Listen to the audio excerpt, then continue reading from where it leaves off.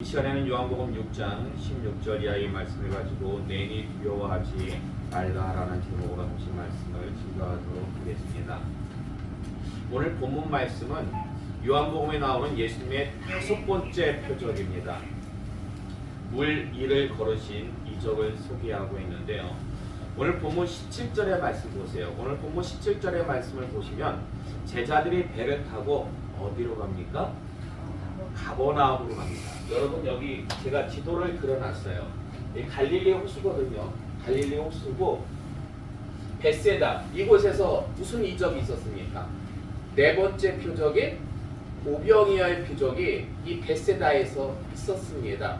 자, 이제 그 표적을 마치시고 예수님께서 제자들을 어디로 보내셨다고요? 가버나움으로 보내셨습니다. 근데 말씀을 보니까 예수님께서 함께 동행하지 않았어요. 제자들만 배 태워서 보냈습니다. 그럼 왜 예수님께서는 동행하지 않으신 걸까요? 요한복음 6장 13절에서 15절의 말씀 볼까요? 요한복음 6장 13절에서 15절의 말씀 우리 함께 공독하겠습니다. 시작. 이에 더더니 보리떡 5개로 먹고 남은 조각이 12바구니에 찼더라. 그 사람들이 예수께서 행하신 이 표적을 보고 말하되 이는 참으로 세상에 오실 그 선지자라 하더라. 그러므로 예수께서 그들이 와서 자기를 억지로 붙들어 임금으로 삼으려는 줄 아시고 다시 혼자 산으로 떠나다니시니라. 아멘. 자, 오병이어 표적하고 물 위를 걸으신 표적은 바로 이어서 일어난 사건입니다. 오병이어의 표적을 맛본 사람들이 예수님을 무엇 삼으려겠습니까? 왕으로. 그렇죠. 임금 삼으려고 했는데 왜 임금 삼으려고 했던 걸까요? 왜 예수님을? 그 능력을 맛보았기 때문에. 자, 그거보다 더 정확한 대답이 그 안에 들어 있습니다. 14절 말씀 보시면은요, 그 오병이어의 기적을 맛본 사람들이 이는 참으로 세상에 오실 누구라 하더라? 그 선지자. 이는 참으로 오실 구약 어딘가에서 예언된 그 선지자라고 여겼기 때문에 예수님을 임금 삼으려 했다라는 것입니다. 그럼 그 선지자는 구약 어디에 나오는 말씀일까요? 그 선지자. 신명기 18장 15절의 말씀 볼까요? 신명기 18장 15절의 말씀 이렇게 공독하겠습니다. 시작. 내 하나님 여호와께서 너희 가운데 내 형제 중에서 너를 위하여 나와 같은 선지자 하나를 일으키시리니 너희는 그의 말을 들을지니라. 아멘. 자, 누가 예언한 말씀입니까? 모세. 200만 명이나 되는 이스라엘 백성들을 저 애굽에서 10가지 기적을 일으키고 출애굽시킨 그 위대한 지도자 모세가 어떤 예언을 했습니까? 장차 하나님께서 나와 같은 선지자, 이스라엘 백성들을 이끌 지도자를 너희에게 주실 것이다. 그럼 너희는 그의 말을 잘 들어라. 그래서 모세가 예언한 나와 같은 선지자를 유대인들은 그냥 평범한 일반적인 선지자하고 구분하기 위해서 그 선지자 뭘 붙였어요? 그 앞에 정관상을 붙였어요. 그 선지자, 그 선지자라고 해가지고 구별을 했어요. 근데 지금 오병이어의 기적을 맛본 군중들이 드디어 왔다. 모세가 예언했던 그 선지자가 아니면 저런 능력을 갖다가 베풀 수가 없는데 그 선지자가 왔으니까 이제 이분도 모세와 같이 우리를 이 어려운 가운데에서 우리를 이끌어 주실 것이다. 그래서 임금을 삼으려고 했던 것입니다. 자, 말라기 3장 1절의 말씀 볼까요? 말라기 3장 1절의 말씀 함께 공독하겠습니다. 시작. 만군의 여호와가 이르노라. 보라, 내가 내 사자를 보내리니 그가 내 앞에서 길을 준비할 것이요 또 너희가 구하는 바 주가 갑자기 그의 성전에 임하시리니 곧 너희가 사모하는 바 언약의 사자가 임하실 것이라. 아멘. 구약 성경의 맨 마지막 성경이 말라기서예요. 근데 이 말라기 선지자를 통해서 하나님께서 말씀하시기를 주가 갑자기 그의 성전에 임하실 것이고 그에 앞서서 주의 길을 예비할 사자도 보내실 것이다 라고 그렇게 하나님께서 말씀하셨는데, 그럼 유대인들은 여기서 예언하고 있는 그 주를 누구라고 여겼을까요? 유대인들은 말라기서에서 예언된 그 주를, 주가 너희가 고대하는 바 그 주를 내가 보낼 것이다, 이 주를 유대인들은 누구라고 여겼을까요? 바로 그 선지자, 모세가 예언했던 그 선지자. 모세가 예언한 그 선지자를 하나님께서 반드시 보내시는구나. 근데 그에 앞서가지고 누구를 보내냐면 그의 길을 예비하는 또 한 명의 사자를 갖다가 보내시는구나. 그럼 유대인들은요, 그 선지자, 그 주를 예비하는 또 한 명의 사자를 유대인들은 누구라고 여겼을까요? 누구라고 여겼을 것 같습니까? 유대인들. 예. 자, 말라기서 4장 5절에서 6절의 말씀 볼까요? 같은 말라기서의 말씀이에요. 말라기 4장 5절에서 6절의 말씀 함께 공독하겠습니다. 시작. 보라, 여호와의 크고 두려운 날이 이르기 전에 내가 선지자 엘리야를 너희에게 보내리니 그가 아버지의 마음을 자녀에게로 돌이키게 하고 자녀들의 마음을 그들의 아버지에게로 돌이키게 하리라. 돌이키지 아니하면 두렵건대 내가 와서 저주로 그 땅을 칠까 하노라 하시니라. 아멘. 자, 같은 말라기서의 말씀이에요. 근데 말라기 3장 1절에서는 주와 그의 길을 예비하는 사자에 대해서 말씀하고 있습니다. 근데 백성들이, 유대인들이 주라는 것은 모세가 예언한 그 선지자라는 것을 알아요. 그러면 그 길을 예비하는 그 사자는 누굴까? 말라기 4장 5절에서 이하를 보니까 거기에 누구라고 나옵니까? 엘리야래요. 엘리야. 그러므로 유대인들은 말라기서 예언 이후, 신구약 중간사라고 그래요. 말라기서 이후로 마태복음이 등장하기까지 약 400년간의 공백이 있거든요. 하나님이 어떤 선지자도 보내지도 않고 말씀도 주시지 않아요. 그래서 그 400년 동안 유대인들은 말라기서 예언 이후 그 선지자와 그의 길을 예비하는 엘리야를 기다렸습니다. 그 선지자와 엘리야를 기다렸어요. 그래서 요한복음 1장 21절의 말씀 볼까요? 요한복음 1장 21절의 말씀 함께 공독하겠습니다. 시작. 또 묻되 그러면 누구냐? 내가 엘리야냐? 이르되 나는 아니라. 또 묻되 내가 그 선지자냐? 대답하되 아니라. 자, 요 말씀은 무슨 말씀입니까? 요 말씀은 예수님 당시에 이스라엘은요, 로마의 속국이었습니다. 그래서 그 선지자와 엘리야에 대한 기대감이 엄청 컸어요.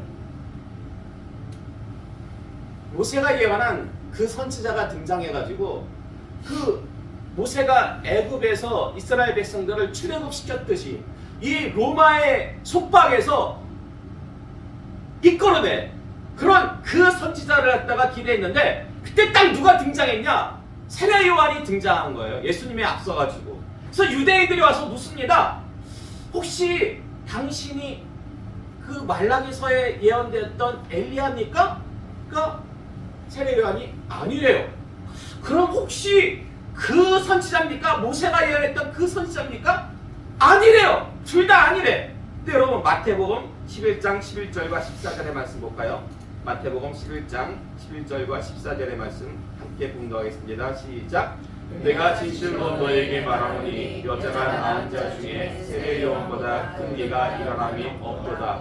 그러나 천국에서는 극히 작은 자라도 그보다 크리라. 만일 너희가 즐겨 받을진대 오리라 한 엘리야가 곧 이 사람이니라. 아멘. 자, 예수님께서 뭐라고 말씀하시냐면 그 말라기서에 예언했던 주의 길을 예비한 엘리야가 바로 세례 요한이 맞다. 세례 요한이다. 그러나 유대인들이 가가지고 세례 요한한테 당신 그 예언된 엘리야입니까? 뭐라고 대답했어요? 아니라고 대답했어요. 세례 요한은 자신이 아니라고 대답을 했고, 예수님께서는 그 세례 요한이 엘리야가 맞다고 했는데 누구 말이 맞는 겁니까, 여러분? 둘 다 맞겠죠. 성경의 말씀이니까. 근데 둘 다 맞으려면은 이걸 어떻게 해석을 해야 됩니까? 이걸 어떻게 해석해야 돼요? 세례 요한의 말도 맞고 예수님의 말씀도 맞는다면은 이걸 어떻게 해석해야 돼요? 세례 요한이 엘리야가 맞는 거예요? 맞지 않는 거예요? 어떨 때는 맞고 어떨 때는 안 맞고 왔다리 갔다리, 예? 그래야 되는 걸까요? 여러분, 엘리야에 대한 이야기 우리가 잘 알잖아요. 많은 기적을 일으켰던 그 엘리야가 어떻게 죽었습니까, 여러분? 하늘로 올라가. 그렇죠.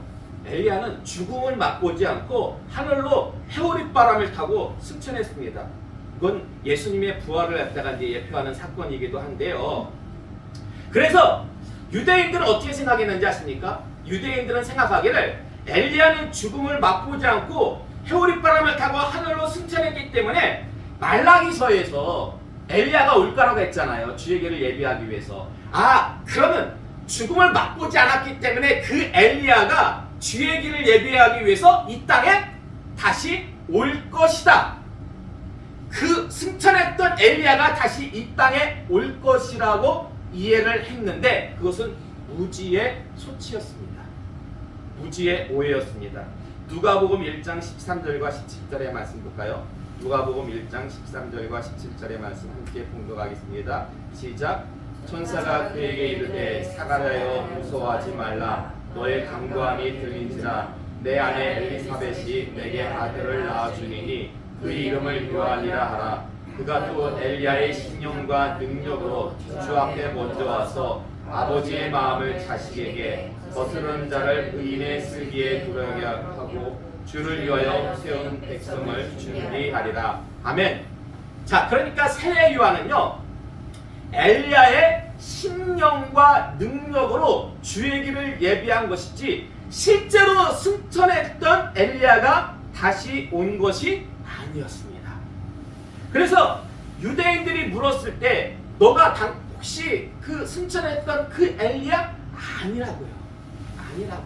그 맞잖아요. 네. 승천했던 그 엘리야가 다시 온 게 아니에요. 세례 요한은 엘리야의 신령과 능력을 가지고 온 거예요. 신령과 능력을 가지고. 예.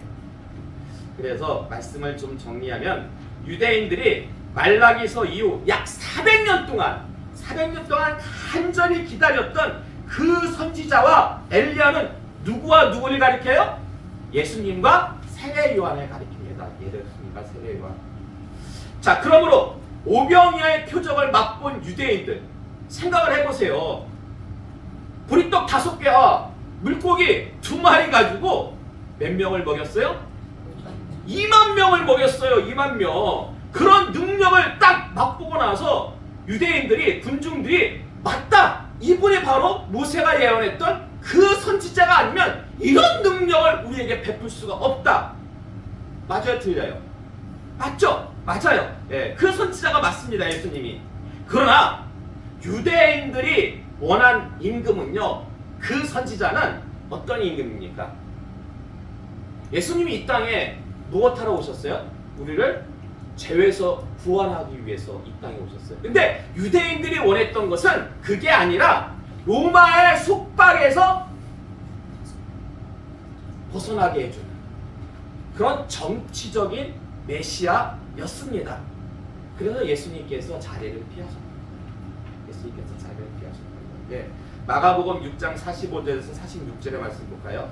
마가복음 6장 45절에서 46절의 말씀 함께 봉독하겠습니다. 시작. 예수께서 즉시 제자들을 재촉하사 자기가 무리를 보내는 동안에 배 타고 앞서 건너편 벳세다로 가게 하시고 무리를 작별하신 후에 기도하러 산으로 가십니다. 아멘. 그러니까 예수님께서 제자들을 재촉하사 배를 타고 떠나게 하시는데 왜 함께 떠나지 않은 걸까요? 왜 함께 제자들과? 거기 말씀, 이 병의 구절을 보면은 지금 상황이에요. 지금 2만 명이나 되는 사람들이 그 오병이어의 표적을 맛보았어요. 그런 다음에 막 예수님을 갖다가 열광적으로 환호하는 거예요. 야, 드디어 그 선지자가 왔다. 우리가 저분을 갖다가 임금으로 세우자. 막 환호를 갖다가 하는 거예요. 그러니까 예수님께서 서둘러 제자들을 갖다가 배 태워가지고 보냅니다. 먼저. 왜냐면은 이 제자들도요, 예수님을 따르는 꿍꿍이가 따로 있었어요. 어떤 꿍꿍이가 있었어요? 예수님께서 세상의 임금이 되시면은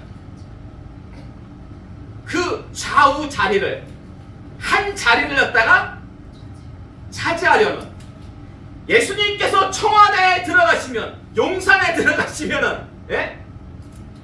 그 여러 수석들이 있잖아요. 예. 한 자리 차지하라는 게 그 제자들의 목적이었습니다.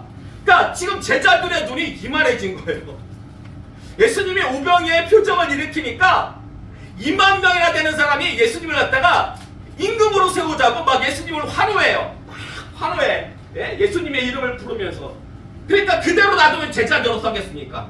그대로 놔두면 제자들이 더 부추길 거예요. 더 부추기고 막 나눠줄 거예요. 예? 빨리 당원 서류에 가입하라고. 예? 막 해가지고. 예. 그래가지고 예수님이 그걸 우려해가지고 부하내동할까봐 제자들이 그래가지고 배 태워가지고 먼저 빨리 보낸 거예요. 배 태워가지고. 그리고 예수님은 일일이 남아서 혼자 남으셔가지고 그 2만 명의 사람들이 다 돌아갈 때까지 배웅을 했어요. 배웅을. 제자들 먼저 보내고 예수님은 다 돌아갈 때까지. 예? 배웅하고 난 다음에 뭐하러 가십니까? 산에 기도하러 가세요. 산에 기도하러 가서. 예. 근데 왜 예수님은 이 시점에 홀로 산에 기도하러 가신 걸까요? 왜 기도하러 가신 걸까요? 왜? 자, 그거는 제가 이제 결론에서 좀 이따가 말씀을 드리도록 하겠고요. 자, 여러분, 우리가 방금 전에 봉독한 마가복음 6장 45절의 말씀 보세요. 마가복음 6장 45절의 말씀 보시면은 예수님께서 제자들을 배 태워가지고 어디로 보내십니까? 예? 베세다. 그렇죠. 건너편 베세다로 가게 하시는데 이거 뭐가 좀 이상하지 않습니까? 오병이어의 표적이 지금 일어난 곳이 어디예요? 베세다죠. 근데 여기서 예수님이 제자들을 배 태워서 어디로 보내셨다고요? 베세다. 이게 말이 됩니까? 아니, 베세다에서 오병이어의 표적이 일어나는데 제자들을 베세다로 보내셨대요. 이게 도대체 어떻게 된 일일까요? 어떻게 된 일일까요? 자, 마태복음 14장 35절의 말씀 볼까요? 마태복음 14장 34절의 말씀.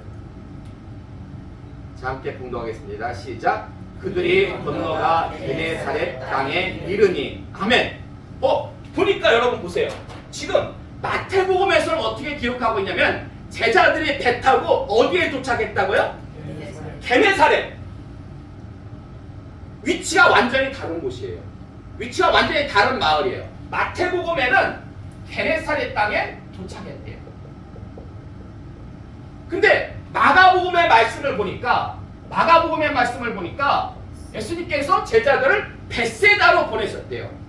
그리고 오늘 본문 요한복음 보면은 예수님께서 제자들을 어디로 보내셔요? 가버나움으로 보내셔요. 가버나움. 다 똑같은 사건이거든요. 다 똑같은 사건을 기록한 말씀들인데 왜 이렇게 다른 걸까요? 왜 목적지가 이렇게 다 다른 걸까요? 이렇게 목적지가 다른 이유가 뭘까요? 목적지가 다른 이유. 여기에 대해서 학자들은 어떻게 얘기를 하고 있냐면요. 이 베세다가 무슨 뜻인지 혹시 아십니까? 베세다. 이 베세다가요. 어촌이라는 뜻도 있고요. 고기잡이의 집이라는 뜻도 있습니다. 그래서요. 이 갈릴리 호숫가 근처에 베세다라는 지명이 여기 한 군데가 아니에요. 여러분 저기 시골 가면은 보통 안골이라는 데가 보통 어떤 곳입니까? 차 골짜기 안쪽. 그래서 같은 시골인데도 자기들끼리 차별한다. 그거 아세요? 오히려 서울 사는 사람들은 별로 그런 건 차별 안 해. 근데 촌놈들끼리 지들끼리 차별해. 읍내 산다고, 지는 읍내 산다고, 꼴짝에서 왔다고. 장난.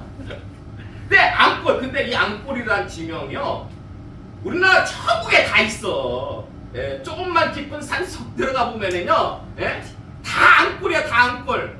마찬가지로 벳세다라는 뜻이 어촌과 고기잡이라는 집이잖아요. 그래서 이 갈릴리 호숫가 근처에 벳세다라는 지명이 여러 군데 있습니다. 그래서 학자들은 어떻게 추정하냐면 이 가버나움 근처에 있는 벳세다. 그러니까 오병이어를 표적을 일으켰던 요 벳세다에서 예수님께서 제자들에게 배를 태워가지고 요 가버나움에 있는 벳세다로 예수님께서 이렇게 보내신 거예요. 근데 제자들이 가다가 무엇을 만납니까? 풍랑을 만나요. 풍랑을 만나가지고 배가 막 이렇게 막 일로 바로 이렇게 가야 되는데 막 일로 가지 못하고 막 이렇게 가는 거야. 그때 누가 등장합니까? 예수님께서. 그러니까 제자들은요 막 두 번 놀라. 막 2만 명이나 되는 사람들이 오병이어의 표적을 막 보고 막 예수님을 막 파나니까 와, 그러니까 그때 한번 놀라고 밤중에 예수님께서 바다 위로 걸어오시니까 유령인 줄 알고서는 막 놀라요. 어쨌든 예수님을 만난 후에 풍랑이 잠잠해집니다. 그래서 가까운 곳이 어디로? 게네사렛에 갔다. 원래 처음 목적지는 요 가버나움 근처의 벳세다였는데 풍랑을 만다. 이렇게 해가지고 결국 게네사렛에 도착하게 되었다라고 학자들은 그렇게 이해를 합니다. 그러니까 결론은 복음서 내용이 다 맞아요. 복음서 내용. 때로는 그런 생각도 합니다. 아니 복음서는 예수님의 공생애를 기록한 책인데 굳이 이게 4권이나 있을 필요가 있을까? 마태, 마가, 누가, 요한. 근데 이렇게 있는 게 좋아요. 왜냐면은 이렇게 있으면은 서로 부족한 부분을 갖다가 보완하기 때문에 오히려 있는 게 좋습니다. 자, 어쨌든 오병이어의 표적, 낮에는 오병이어의 표적이 일어났어요. 그런 다음에 그날 밤 자정을 넘어가지고 예수님께서 물 위를 걸으신 표적을 일으켰습니다. 따라서 오병이어의 표적과 물 위를 걸으신 표적은 연달아서 발생한 하나의 묶음 표적이라고 할 수가 있는데, 그래서 학자들은요 이 오병이어의 표적과 물 위를 걸으신 표적을 출애굽 사건에 비유하기도 합니다. 출애굽 사건 유사한 점이 사실 많아요.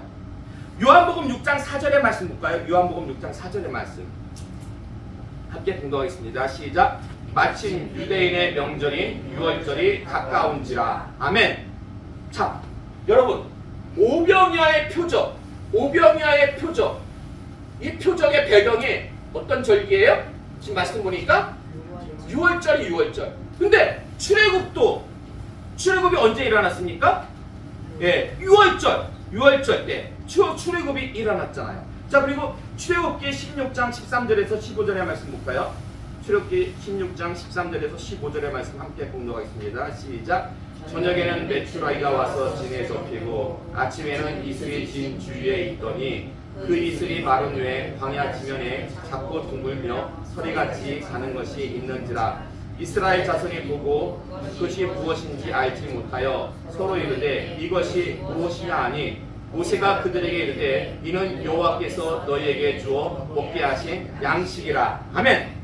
자, 하나님께서 출애굽한 200만 명이나 되는 그 백성들에게 광야에서 주변에 어떤 마트도 없어요. 사람 사는 인가도 없어요. 광야에서 메추라기와 만나를 주셔가지고 배부르게 먹게 하셨어요. 근데 예수님도 광야에서 이 산기슭에서 주변에 인가도 없고 마트도 없는데 거기서 떡과 물고기로 배부르게 먹게 하셨다라는 것입니다. 자, 그리고 마가복음 6장 48절의 말씀 볼까요? 마가복음 6장 48절의 말씀 함께 공독하겠습니다. 시작. 바람이 거스름으로 제자들이 힘겹게 노젓는 것을 보시고 밤 사경쯤에 바다 위로 걸어서 그들에게 오사 지나가려고 하시매. 아멘.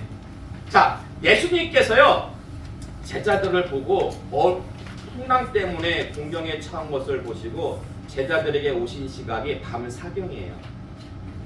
밤 사경이 우리 시간으로 얼마쯤 되냐면 새벽 3시에서 6시 사이에. 그러니까 어떻게 보면 제자들은 밤새 풍랑 때문에 고생합니다. 네. 최소한 9시 이전에는 출발하지 않았을까요? 저녁? 네. 늦어도 10시? 근데 지금 새벽 3시경부터 6시 사이니까 한 5시간, 6시간을 갖다가 풍랑 때문에 엄청나게 고생을 했던 거예요. 그때 예수님께서 걸어오신 거거든요.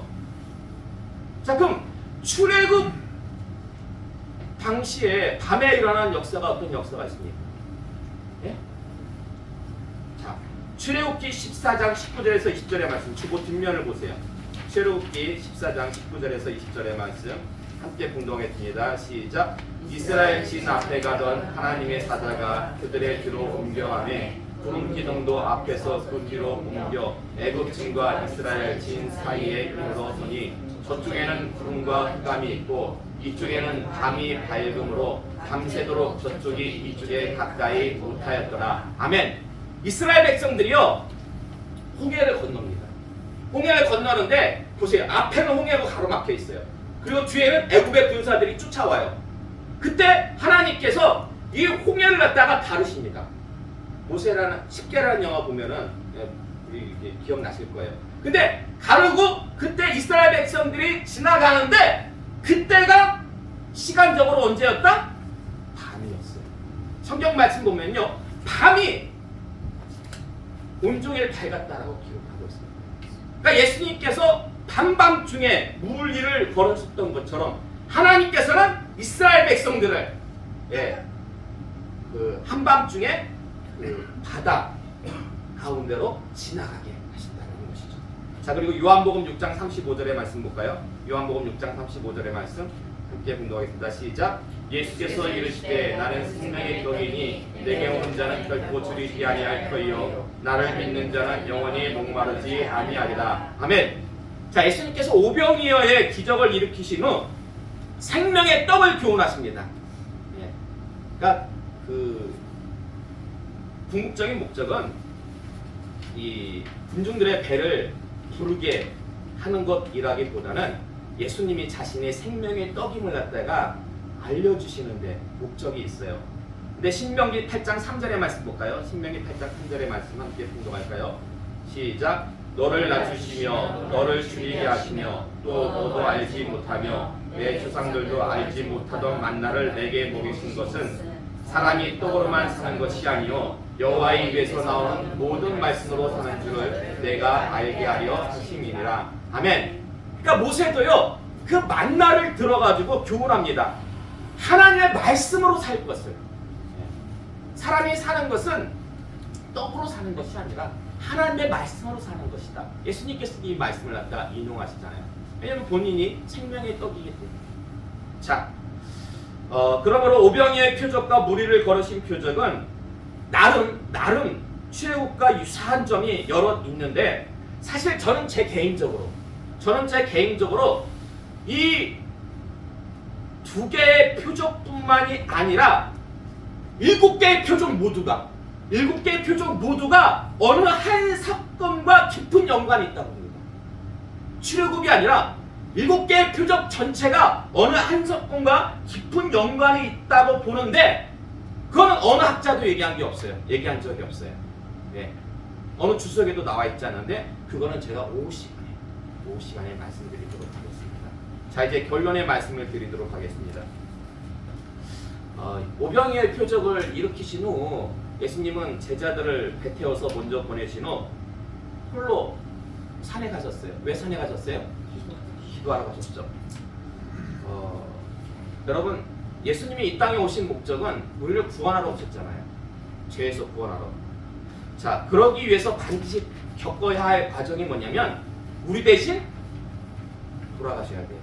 누군가는 죽어야 돼요. 어린 양이 계속 희생 제물이 돼야 됩니다. 그래서 십자가 대속 죽음이 반드시 겪어야 할 과정인데요. 보세요. 2만 명이나 되는 사람들이 2만 명이나 되는 사람들의 그 환호가 장차 예수님께서 앞으로 지셔야 할 그 십자가 사역에 도움이 되겠습니까? 방해가 되겠습니까?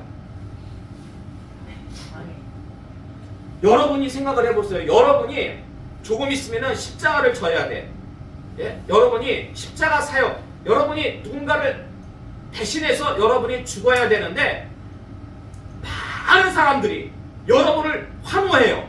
그러면 여러분 십자가를 갖다가 지고 싶겠습니까? 안 지고 싶겠습니까? 그렇죠. 그럼 방해가 될 때에 그 환호를 잊고 본연의 임무를 다지기 위한 가장 좋은 방법은 무엇이겠습니까? 기도예요. 기도. 여러분 왜 이 땅에 보내심을 받았습니까? 여러분 왜 태어났어요? 왜 태어났어요? 하나님이 여러분을 이 땅에 보내셨거든요. 예. 근데 여러분을 보내신 이유가 뭡니까? 그렇죠. 하나님을 기쁘시게 하고 하나님의 영광을 위해서. 근데 그런 목적을 가지고 살아야 되는데 여러분이 살다 보면은요 하나님의 영광과 이 세상의 영광 가운데 갈등할 때가 있습니까? 없습니까? 있어요. 여러 번 있어요. 예. 그럼 그때 어떻게 해야 돼요? 기도해요. 기도해야 돼요. 사실 제가 볼 때는요 갈등할 때보다 더 기도의 미스를 범할 때가 있는데 그게 언제인지 아십니까? 갈등하다가 하나님 뜻대로 이렇게 기도해가지고 하나님 뜻대로 결정하면 굉장히 좋은 건데 그러지 못한 경우가 종종 있잖아요. 근데 이것보다 더 미스를 많이 할 때가 있어요. 갈등할 때보다. 우리 신앙생활 하면서. 그게 언제냐면 좋다고 여겨질 때. 좋다고 여겨질 때. 자, 이게 무슨 말씀이냐면 가끔 교회 일을 하다 보면은요 선교회도 그렇고 아니면 온 교회가 기도 없이 일을 진행할 때가 있는데 보통 언제 그런 미스를 범합니까? 이거는 누구나 봐도 다 좋은 일이야. 이건 누구나 봐도 좋은 일이야. 이건 정말 온 교회가 생각할 때 하나님께서 충분히 기뻐하실 만한 일이다라고 여길 때 기도를 하지 않는 미스를 범하는 경우가 종종 있습니다. 네, 여러분 명심하시기 바랍니다. 아무리 좋다고 여겨지는 일도 하나님의 방법과 하나님의 때가 있는 거예요. 네. 그래서 기도하지 않으면 아무리 좋은 일도 방법과 때에 차질이 생겨서 어려움을 겪을 수가 종종 있습니다. 그래서 기도라는 것은요 우리 잘못 생각하면 위기의 때 갈등을 겪을 때만 하는 것이다 아니에요. 정말 좋다고 여겨질 때 이거 정말 하나님께서 기뻐하실 거야 라고 여겨질 때 더욱 기도해야 됩니다. 만약 안 그랬잖아요. 안 그랬다면 다윗은요 벌써 성전 지었을 거예요. 다윗은. 예. 여러분 성전을 짓는 게 좋은 일이니까 나쁜 일입니까? 좋은 일. 그 누구나 물어보. 길 가는 사람 이스라엘 백성들 다 국민 투표했을 때 반대하는 사람 없었을 거예요. 다 좋다고 여겼을 거예요. 그래서 만약에 기도 없이 성전을 지었다면 하나님 기뻐하셨을까요? 하나님 안 기뻐했어요. 성전을 지었는데도 하나님이 기뻐하지 않았을 거예요. 이게 헛된 열심이에요. 이게 헛된 열심. 하나님의 뜻이 아닐 때 사람 생각하고 하나님을 생각하고 하나님의 때와 사람의 때가 다를 때가 있는 거예요. 그러니까 아무리 좋다고 여겨지는 일도 기도해야 돼요. 기도하고 하나님의 뜻이 무엇입니까? 하나님의 방법이 무엇입니까? 하나님의 때가 무엇입니까? 우리 교회 참 너무나 큰 은혜잖아요. 왜 하나님께서 교회를 갖다가 이렇게 터를 주시고 왜 여러 우여곡절을 겪게 하심으로 왜 건축을 갖다가 이렇게 딜레이 하게 하셨는지 그때는 몰랐잖아요. 그래가지고 그냥 해버리자 해가지고 막 앞마당 지금 돌덩이 막 쌓아놨잖아요. 분할 측량하느라고 막 때려 부시고 막 했는데 근데 하나님께서 생각지도 않게 감사교회를 주셨죠. 하나님의 방법과 때는 다 있는 거예요. 이거 빨리 저기 가야 되는데 주셨으면 빨리 가야 되는데 그게 아니에요. 그 앞에 기다렸잖아요. 좀 기다리니까 또 앞에 와가지고 보상해가지고 예? 그냥 지금 예고대를 하고 있고 개인적으로 그래가지고 아버님은 솔직히 바로 1월달에 당장 가서 예배 드리고 싶어 한다고 그러는데 저는 아니라고. 저는 먼저 하나님께 묻고자. 근데 이번 주간도 좀 기도원에 들어가려고 그러거든요. 예. 그래서 뭐 하나님 동일한 대답을 주시면 1월달에 들어가는 거고 아니면은 저 개인적으로는 부활절을 생각하고 있거든요. 왜냐면 준비할 것들이 좀 더 있기 때문에. 근데 뭐 부활절이 하나님 뜻이면 부활절에 가는 거고 뭐 중간이랑 또 중간이랑 하나님 뜻에 가는 거고 하나님 뜻에 맞춰가지고 주신 것도 하나님이신데 들어가는 그 시기도 하나님께서 주시지 않겠습니까? 걱정하지 마시고 우리가 함께 기도하길 바랍니다. 생각날 때마다 기도할 때 하나님께서 하나님의 방법과 때를 이어가지고 통해서 사람입니다. 우리가 하는 거 아닙니다. 하나님의 일을 하나님께서 하실 줄로 믿습니다. 이런 귀하고 복된 역사 날마다 맛보시는 하나님의 자녀 되시기를 주님의 이름으로 축원합니다. 아멘.